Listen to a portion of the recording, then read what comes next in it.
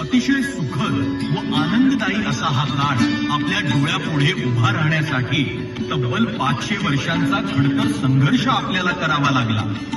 चला तर मग बघूयात या रामजन्मभूमीच्या मुक्तीची कहाणी.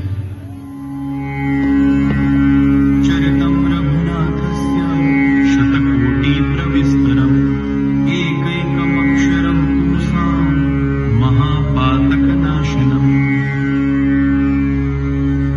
रामरक्षेतील हा श्लोक आपल्या नित्य परिचयाचा आहे. त्याचा अर्थ असा आहे की प्रभू श्रीरामाचे चरित्र 100 कोटी श्लोकांइतके विस्तृत आहे आणि ह्या चरित्रातलं एक एक अक्षर सुद्धा मनुष्याच्या मोठमोठ्या पापांचा नाश करतं इतकं सामर्थ्य रामनामात आहे. तसेच राम रामेति रामेति रमे रामे मनोरमे सहस्रनाम तत्तुल्यम राम नाम वरानने. ह्या ठिकाणी शंकर भगवान पार्वतीला सांगतात, हे सुवदने, राम राम राम राम अशा नामोच्चाराने मी मनाला आनंद देणाऱ्या श्रीरामाच्या ठिकाणी रममाण होतो. श्रीरामाचे नाम हे विष्णूच्या सहस्रनामाशी बरोबरी करणारे आहे.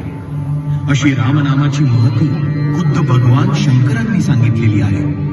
केवळ नामाचीच महती एवढी मोठी असेल तर रघुकुलाचे भूषण असलेले राजा राम प्रत्यक्षात किती महान, तेजपुंज, दिव्य आणि सामर्थ्यशाली असतील याची आपण केवळ कल्पनाच करू शकतो.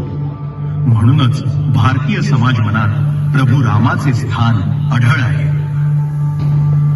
बुधकौशिक ऋषींनी रामरक्षेत वर्णन केल्याप्रमाणे श्रीराम यांचे हात गुडघ्यापर्यंत आहेत. त्यांनी धनुष्यबाण धारण केलेला आहे. पिवळ्या रंगाचे वस्त्र धारण केले आहे. नुकत्याच उमललेल्या कमळाच्या पाकळीशी त्यांचा प्रसन्न चेहरा स्पर्धा करणारा आहे.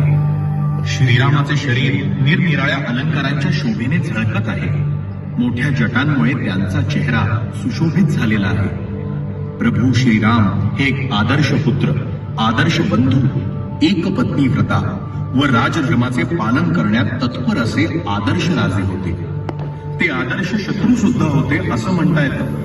कारण रावणाच्या मृत्यूनंतर अग्निसंस्कार करायला त्यांचा भाऊ विभीषण नकार देतो.